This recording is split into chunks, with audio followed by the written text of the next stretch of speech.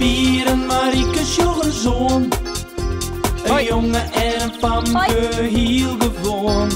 Wat je thuis op boeten door. Binnen krijgt een week als een oor. Maar toch had ze me gemaakt. Ja, heel speciaal. Fratsen, elke rij, kom maar mooi.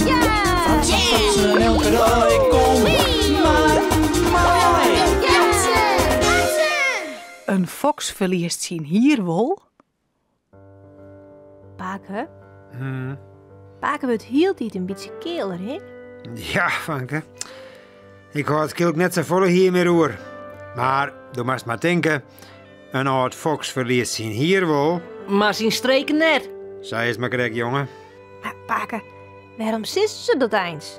Een fox verliest zijn hierwol, maar zijn streken net. Omdat een fox nooit vertrouwen kent. Oh. Het is en blijft een grote dogeniet hoe ouder ik word. En er komt me toevallig ook nog een verhaal in het zin. Hoe dat hier van de fox. Ja, toevallig. Oh, Paken, vertel. Toe, nou wel wat jerk. Ja, maar het is best een akelig verhaal. Dat jouwt niet. Dat zei Paken de vorige keer ook al. Nou, doe dan maar weg. Jim zin. Zat ik al zei, het gaat door de fox. Hoe Rijn, zou we het er ook wel neemt. Rijn hier op een keer een hele nacht omjachten. En doet er maar eens betiet op hoe zo'n soer weer zo wurg dat er de kop er net meer goed bij hier.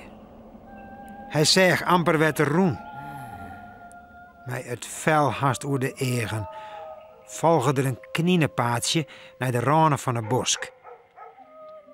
Die naks, hier in de struipers, daar krijgt een paar strikken zet. Struipers? Wat binnen dat? Meesken die stiekem op knien jaaien. Net mijn geweer, maar mijn strik. Een soort stroep van scherpe triert. Als een knien daar met de kop inkomt, dan smoort er. Wat gemeen. Ja, dat is ik zo. Dat is het ook. Maar ja, de meesten winnen jet iets eren en als ze dan een knientje te pakken krijgen, ja, dan hieren ze een stukje vlees. Lang lien, waar er een bult te struipt.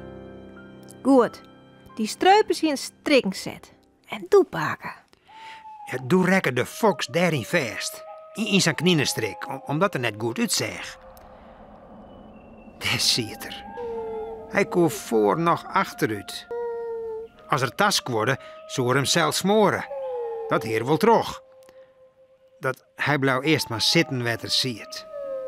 Maar hij viel hem lang net noffelijk. Als de struipers komen, Dochter, dan ging ik erom.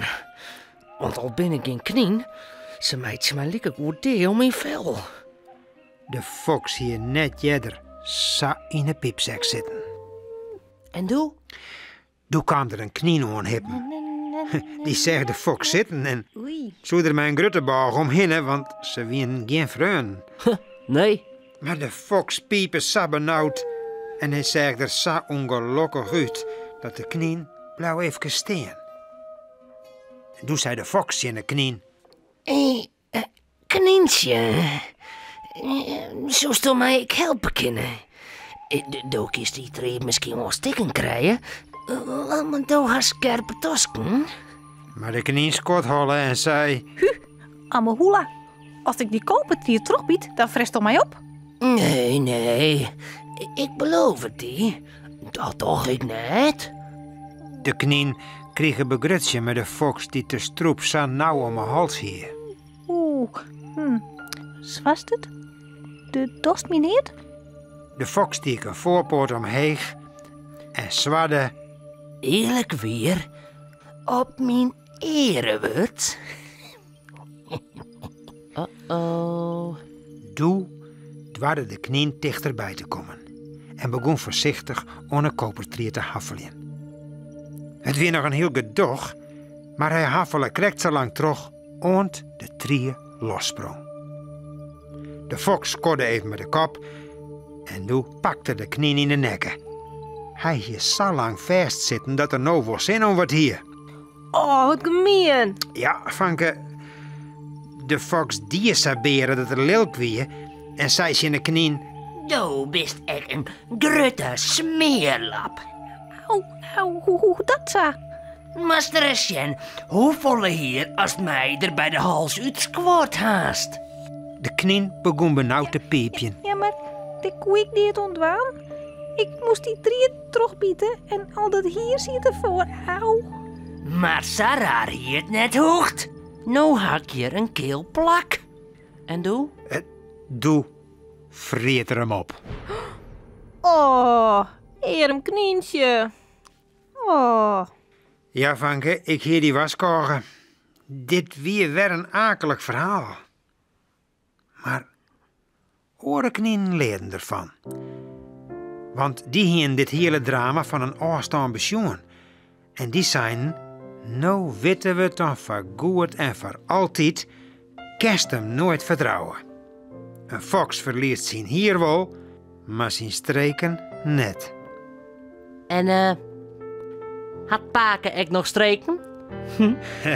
Reken niet maar.